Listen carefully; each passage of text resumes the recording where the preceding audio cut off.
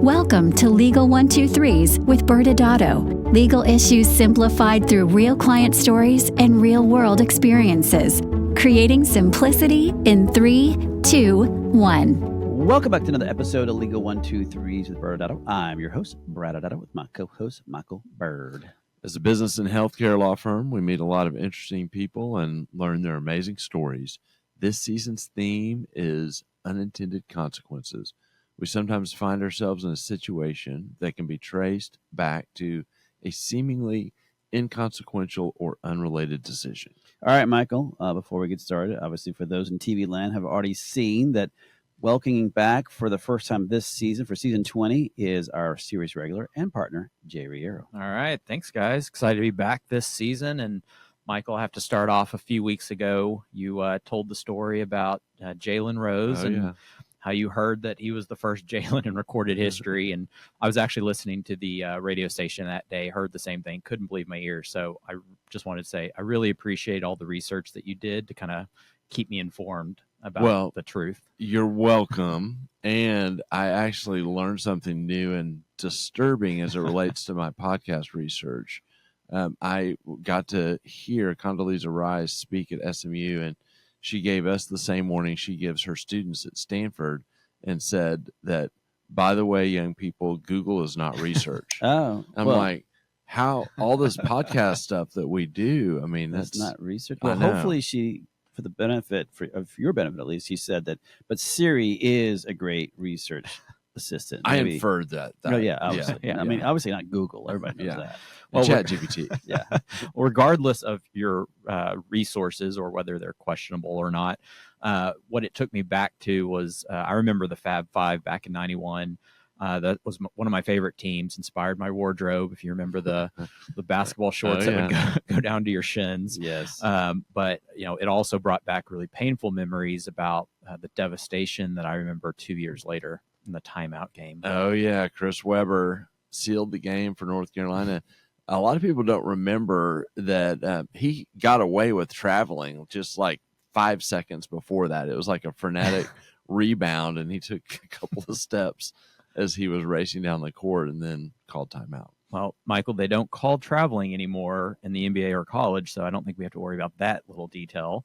But speaking of the NCAA men's tournament, I was curious to find out from each of you, what is each of your favorite or most memorable moments from the tournament? Got a lot of them, but I'm a little older school guy here, and I'm going to go to the 80s like my movie references. But 1982, the NCAA championship was played in the Superdome, which is crazy. And in the championship game, my dad got tickets, so I sat in actually pretty good seats and watched some freshman named Michael Jordan playing for UNC hit the game-winning shot over the Georgetown, and Patrick Ewing was a freshman on that other teams, and they were favored in that game. So it was a pretty cool game to be at. Yeah, that's very iconic. I have to say my favorite, if I had to pick a favorite, is when UT made the Final Four. Yes, many years ago. Yes. Yeah, I was in shock because that's not UT. But that was a very big surprise. But the thing I remember the most, kind of going back to Brad with the iconic moments, is the buzzer beater when Christian Laettner for Duke caught the full pass, turned around and drained it. And so anyway, those are both great. Totally remember those. For me, it's difficult. There's so many great memories of the different types of shots, and you see them on replay nowadays. But with today's story, the one that really came to mind and stands out to me, do either of you remember what happened on March 19th, 1995? No. I'm sure I should, I guess. I was on cruise control my last few months of law school, so I probably don't remember much of anything. All right, so I'll set the stage. It was the second round of the NCAA tournament that year. It was a game between the Missouri Tigers, who were ranked number 8, and the UCLA Bruins, who were ranked number 1. Missouri had hit a layup right at 4.8 seconds, took the lead 74-73. UCLA called a timeout. On the inbound, the inbound went to the famous Tyus Edney, who caught the ball, drove down the left side of the court, dribbled behind his back towards the right side, then jumped, hit a layup, buzzer beater, game winner. I don't remember how many times I recreated that play in my backyard and on the court, but it was one of the things that burned in my memory at the time. Well, it does sound very impressive. I couldn't even imagine doing any of that, actually. Yeah. And after that shot, UCLA actually ended up going on and going all the way and winning the national championship. I remember this all very well. Jay, you said that Tyus Edney's shot was spurred by today's story. I don't think any members of that UCLA team are physicians or clients. So what's the connection? Well, it was actually the action of one of the members of that UCLA team that created this connection. We probably, for you, Michael, should start the story with a little bit of context first. I love it. So let's jump into today's story. Awesome. All right. So this story is beginning several years back. Some would say BC. BC. I know that Michael's old, but today's BC, you mean before COVID, right? Yes, yeah, exactly. We're going to go a little bit further back than we normally do, just not to when the dinosaurs roamed the earth. And when Michael was the best caveman lawyer on the planet at the time. Exactly. So we're going to start with our character in the story. We'll call him Dr. Edney. And Dr. Edney was a board-certified orthopedic surgeon licensed in California. And at the time, he was employed by a practice. Let's call it Sunset Orthopedics. Okay, so far there's no movie talk between the two of you, so I'm good. Yes. Sports can take over. So Dr. Edney had played football in college and suffered injuries all throughout his career. And this ended up shaping his passion for a focus on sports medicine. And so after med school and residency, he was accepted into a very prestigious fellowship program. It was during this program that he had the opportunity to be involved with a variety of professional, collegiate, and high school athletic teams. Yeah, and it's fairly common for orthopedics to be part of some type of team coverage for a sport. I mean, generally, orthopedic surgeons really want to specialize in sports medicine, which really drives their desire to be on site for medical coverage during a practice, or even sometimes, obviously, at the sporting event itself. Yeah, and we've had friends over the years that have gotten to be part of the ortho coverage for a team, and it's always exciting. Mm-hmm. Yeah. And so after the fellowship, Dr. Edney took the opportunity to join Sunset Orthopedics, where he began building his practice and specializing, as you can imagine, shoulders, knees, and elbows. Now, Jay, did Dr. Edney have any outside activities besides what you already gave the example of, obviously, sports medicine, but a lot of times they can get involved with community health fairs or teaching and educational seminars or clinical research or even just volunteer work in general? Yeah, so not right away. He was primarily focused on building his practice. He wanted to build his practice, establish his reputation in the community. He knew that this was going to be the best way to find the opportunities that he ultimately wanted most. Which was what? And of course, that's athletic team coverage, being interested in sports medicine, having the experience in the fellowship. So that was his ultimate goal and ultimate dream. That actually kind of reminds me a lot of my dad, because my dad was the team doctor for my high school for I think 16 or 17 years, from the year I was in kindergarten to when my little sister graduated, which then eventually got him introduced to being a second opinion for the NFL, which was I think he loved that more than anything else. But yeah, it's very common for them to get involved with sports early on. Okay. So was he able to find something? Yeah. So eventually, after about a year, he landed the opportunity for a small local high school to be the head physician. Similar story there. And it was a good start, but it was about 6 months after that where you could say his dream came true, because he was presented the opportunity to become the team physician for a prominent Division I college football program. And let's call them the Bruins FC. Interesting. I wonder if the Bruins FC was located in California, Jay. Impossible to know, Brad. Impossible to know. But Brad, what I remember most at that time was that Dr. Edney was extremely excited about this opportunity, and he reached out to us and he wanted us to review this contract form, that was being prepared by the Bruins FC. And when we got it, I remember, I looked at it, and the very first thing I thought was, this is it. Like, it was such a straightforward, common contract we've seen just in general from other situations.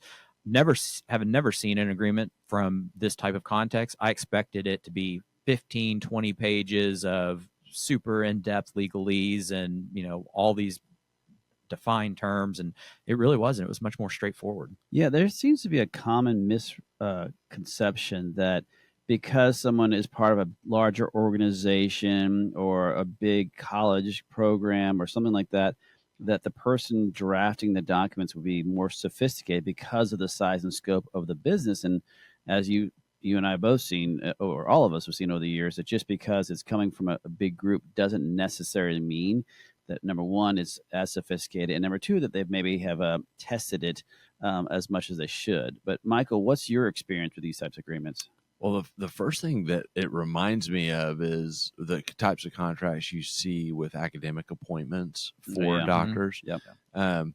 They're a different animal. They're super, you would expect them to be the same thing, just super sophisticated.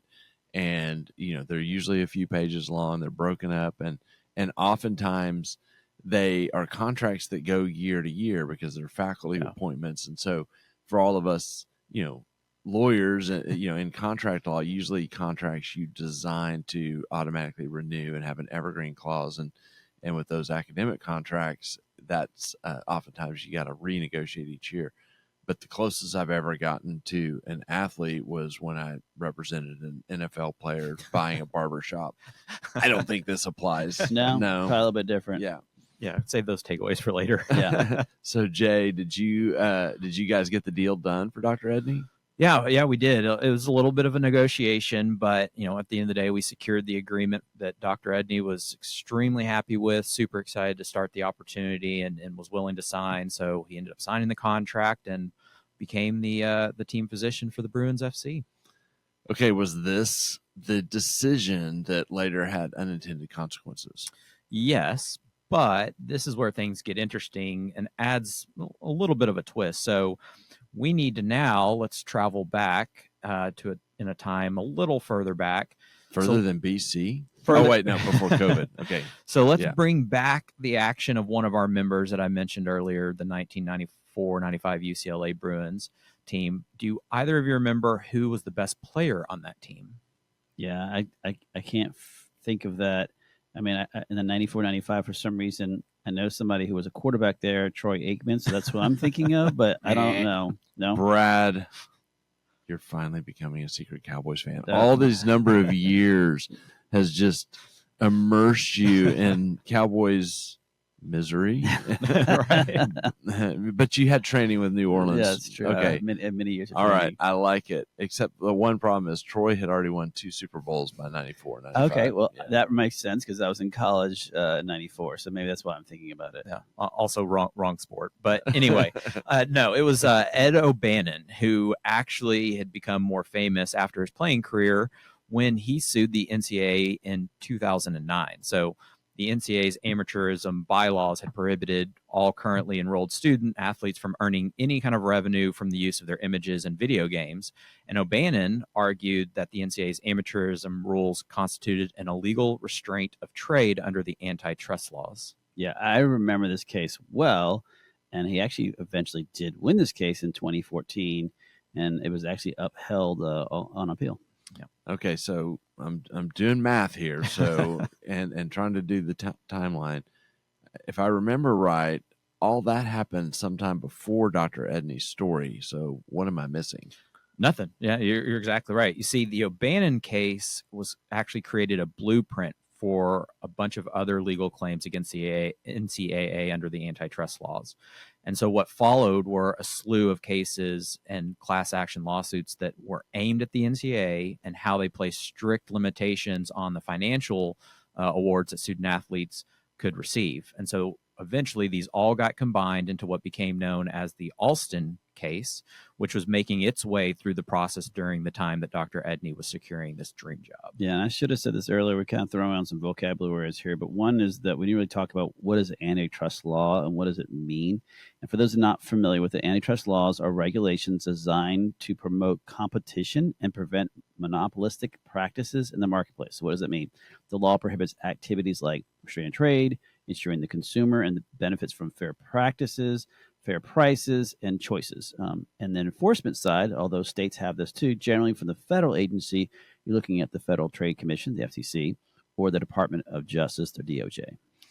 So I'm really curious now. I mean, we're sitting here walking down this road of Dr. Edney becoming a sports doctor for a team, and now we're talking about, this all these cases and NCAA, and how does that connect? And so I can't wait to find out. Well, I think we should go to break and come back and learn more about Dr. Edney's story and find out what unintended consequences awaited.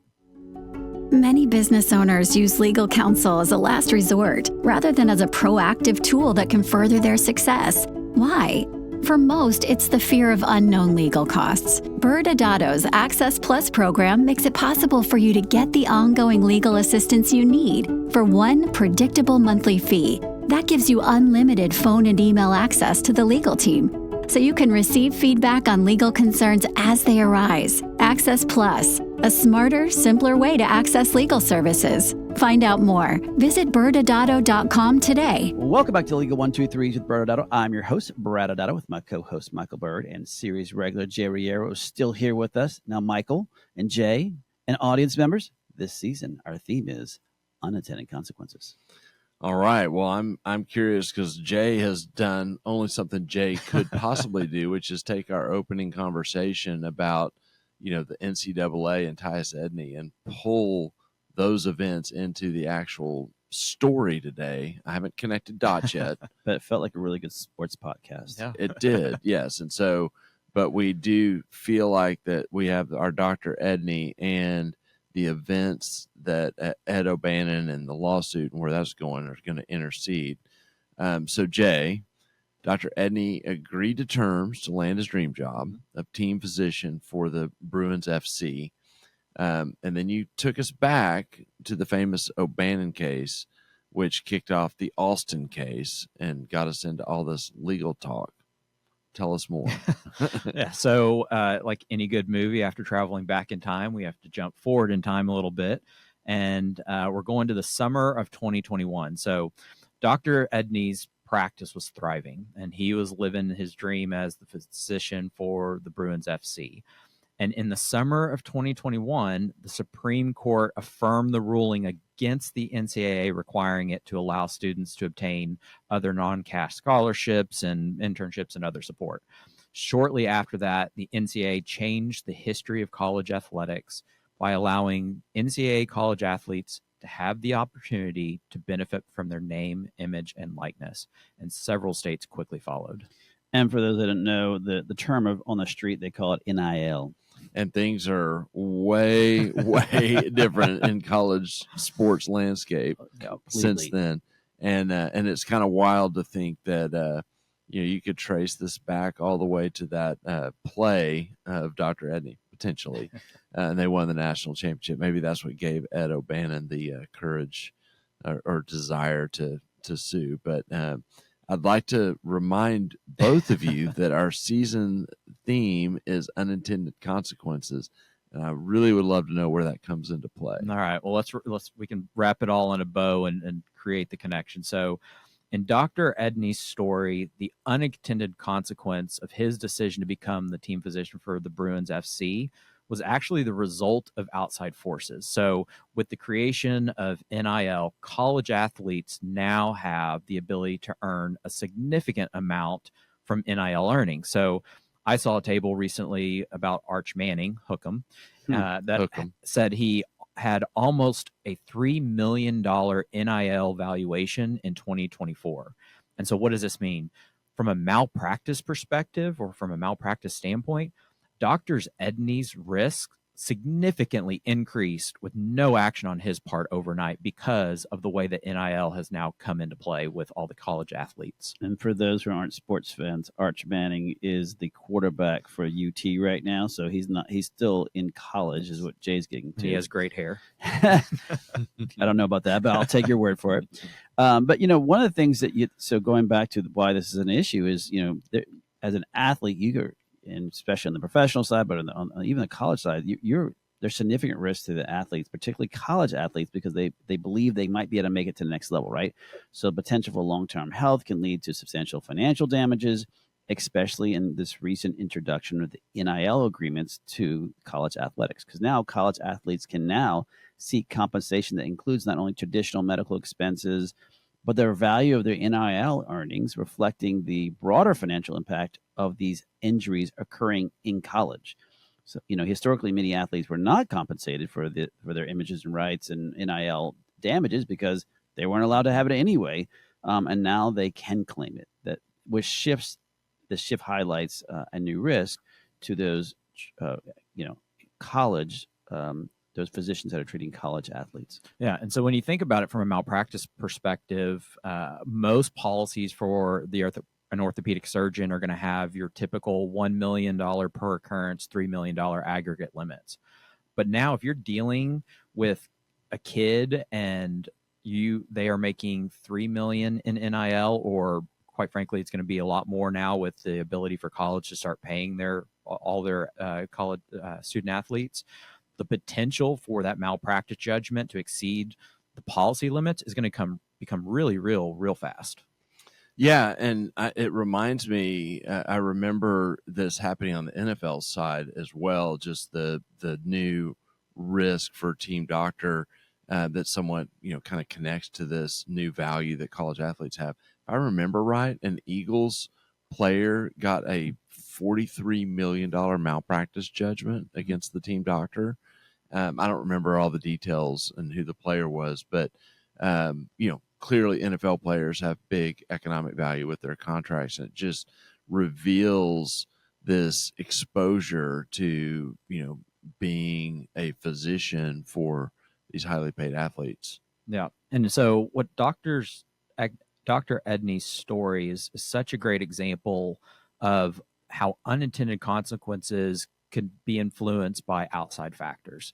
We say all the time that healthcare is ever changing. The rules and regulations and their interpretations can and do change. We're seeing that in Texas in a variety of ways over recently. And these are the more common types of outside factors that our clients face. And if they're not careful, if they're not paying attention, if they're not ready or tuned in, can really lead them to get tripped up, because overnight, without them having done anything different, they could have a significantly different risk profile because of something that was completely unrelated to them. Yeah, and we've talked about this in other shows about the idea of compliance drift, is that when you start your business, or in this case, the practice, or this great opportunity to be working with your dream job of working with a college group or whatever it is, at the time in which you started, it would have been fine because of what the rules were at that moment in time. But as things start to change, as things start to, new laws are put in place,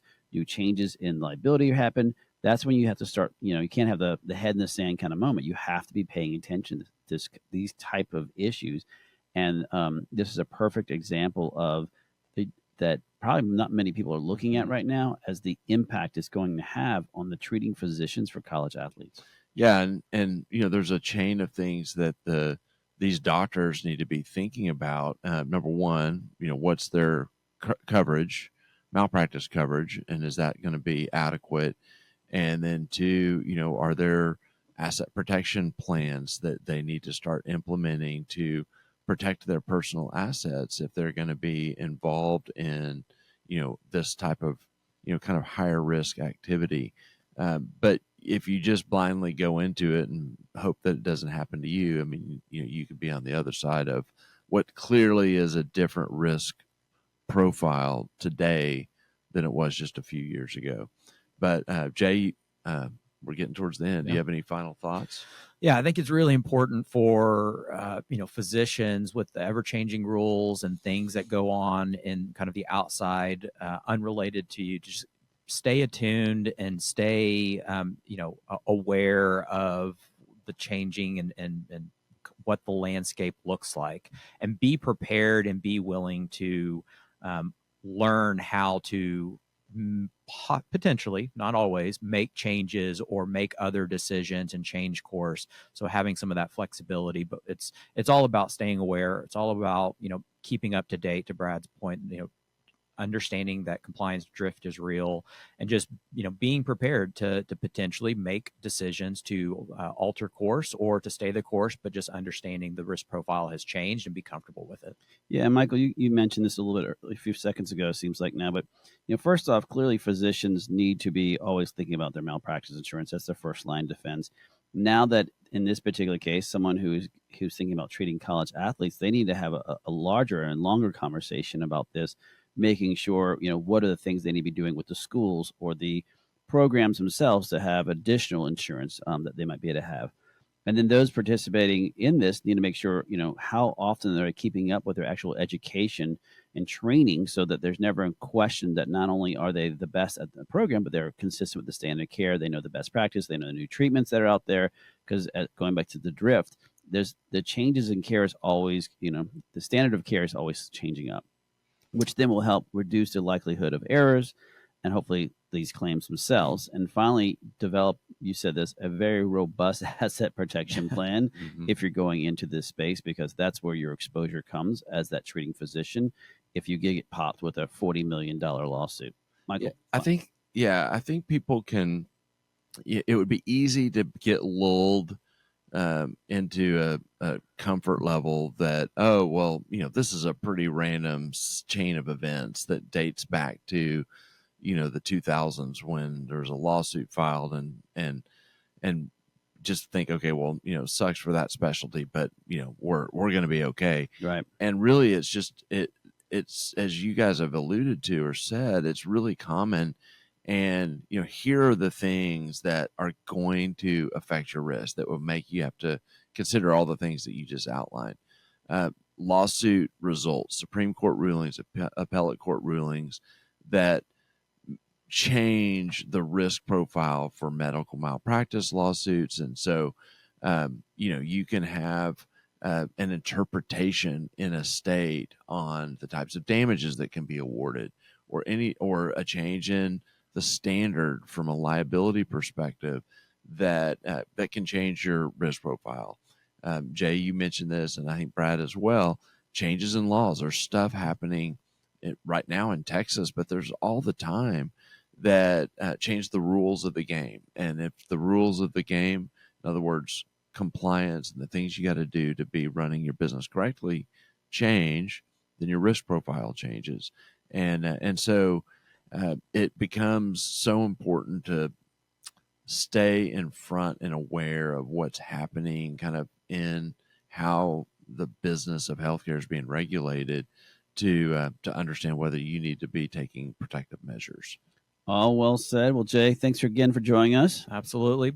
And next Wednesday's show, we are back and we will discuss unintended consequences when working with independent contractors. ByrdAdatto is providing this podcast as a public service. This podcast is for educational purposes only. This podcast does not constitute legal advice, nor does it establish an attorney-client relationship. Reference to any specific product or entity does not constitute an endorsement or recommendation by ByrdAdatto. The views expressed by guests are their own, and their appearance on the program does not imply an endorsement of them or any entity they represent. Please consult with an attorney on your legal issues.